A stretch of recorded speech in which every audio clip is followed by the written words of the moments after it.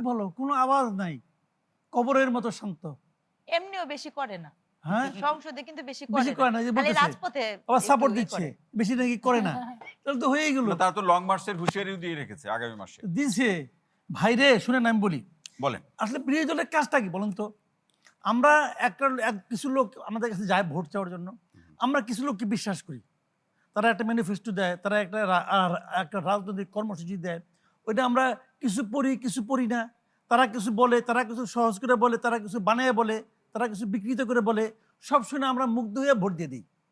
আর vote দেওয়ার পরে যখন দেখি মিলতেছে না, এই যে একজন দর্শক যেটা আপাকে ফোন করলো, আপাকে প্রশ্নটা করলো, আমাকে তো উত্তর দিতে দিল না, না। ওই প্রশ্নটাই করি আমি, হ্যাঁ ওই প্রশ্নটাই।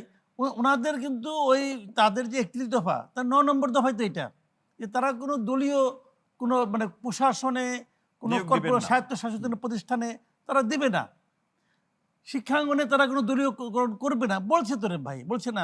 এই সরকার আসার পর 28টা বিশ্ববিদ্যালয়ের ভিসি নিয়োগ করছে, 28টা, সবগুলি সাদা দলের।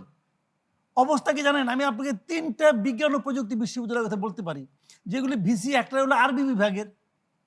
আর আপনি আমাকে বলেন ভাই, আরবি বিভাগের একজন টিচার, উনি একটা বিজ্ঞান ও প্রযুক্তি বিশ্ববিদ্যালয়ের ভিসি, ভাই দরকারটা কি? বিএনপির মধ্যে কি বিজ্ঞান ও প্রযুক্তির কোনো শিক্ষক নাই? আপনি বিএনপি লোকে দিবেন, দেন, অসুবিধা নাই, দেন, একটা যোগ্য লোককে দেন। মানে হলো কি, এটা কেউ কেউ কিছু কিছু লোক আছে, এরা এগুলি ইজারা নিচ্ছে, এই দলের মধ্যে আছে, আমি মনে করি এটা ইজারা নিচ্ছে, কিভাবে? যে তোমার আমি ইউনিভার্সিটি ভিসি বানাই দেবো, তুমি আমার কি দিবা, এবং ইজারাদার ওনাকে নিয়ে যায়, যায় বলে এই কিন্তু খুব ভালো লোক, বিএনপির জন্য জান দিয়ে দিচ্ছে, অতএব তারা ওই ইউনিভার্সিটিতে বানাই দাও, বানাই দিল। ভাই আমি বললাম তো, এগুলো দেখেন আপনি, আমি এটা কিন্তু হাওয়ার উপরে বলতেছি না, কারণ আমি জানি এটা নিয়ে আমাকে কেউ প্রশ্ন করতে পারে, সত্য ঘটনা। আচ্ছা, 11টা প্রতিষ্ঠানে যে দিল, তাঁত বোর্ড, তারপরে আপনার কি বিআইডব্লিউটিসির চেয়ারম্যান বানাইছে, উনি হলো বিএনপির সহ ধর্ম বিষয়ক সম্পাদক, আর পানি বিষয়ক সম্পাদক হলে খুশি হইতাম, তাও মানতাম না, ঠিক আছে, পানি পুনি বুঝে, উনি সহ ধর্ম সম্পাদক, তাহলে বিআইডব্লিউটিসির চেয়ারম্যান বানাই দিছে। Breaking news, Airtel এখন Circle. আচ্ছা, আপনি পরের দিন এসে নিয়েই দেখেন কতগুলি বিষয়, এই যে আপনার বিএনপি ক্ষমতা নেওয়ার পরেই জি। এই জেলা এইগুলি পরিষদগুলিতে তাদের প্রশাসক নিয়োগ করে দিল, বিএনপি দলীয়। আবার প্রত্যেকটা সিটি কর্পোরেশনে, 11টা সিটি কর্পোরেশনে দলীয় লোকের নিয়োগ। পর্যন্ত প্রশাসক ছিল, বলে কি যে জনগণের কাজ, সিটি কর্পোরেশন অনেক কাজ থাকে, কিন্তু জনগণের কাজের সুবিধার্থে প্রশাসক নিয়োগ করছে।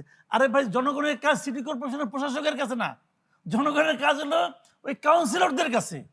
সেটা তো নির্বাচন হবে, তো সিটি কর্পোরেশন নির্বাচন তো হবে, সেটা প্রশাসক নিয়োগ করার দরকারটা কি? না, আমরা তো শুনছি আপনারা করেন। নির্বাচন কমিশন বলছে আমি তবে এই কথাটাই বলতেছি, নভেম্বর থেকে নির্বাচন শুরু হবে। আমি তো এই কথাটাই বলতেছি, আপনার স্থানীয় সরকার নির্বাচনে কিভাবে হবে এটা নিয়ে তো জুলাই সনদে বলা হয়েছে, আপনারা তো বলছেন, জি। আপনারা তো এগ্রি করছেন, তো নির্বাচন কইরে পরে এটা এগ্রি করবেন, আগে এটা করেন, না করে কেন করতেছেন ভাই? আপনি মাইনে আসছেন, এটা আপনি করবেন, তো করে ফেলান। আপনার বলছেন আমরা অক্ষর অক্ষর পালন করব, যখন পালন করবেন তখন তো ওয়াজ শেষ, তখন অক্ষর অক্ষর পালন করে লাভটা কি? তো এইগুলি ঠিক না। আমার কথা হলো কি, এটা করলে আপনার লসটা কি? এই যে 11টা সিটি কর্পোরেশনের প্রশাসক নিয়োগ করছে, প্রত্যেকটা লোকের ক্ষতি করছে। ক্ষতি করছে কেন? এই 1 বছরে তারা এমন কিছু করতে পারবে না, বরং মানুষ তাদের গাইলাবো। ভোট আগে যা পাইতো তার চেয়ে ভোট অন্তত 5টা হলো কম।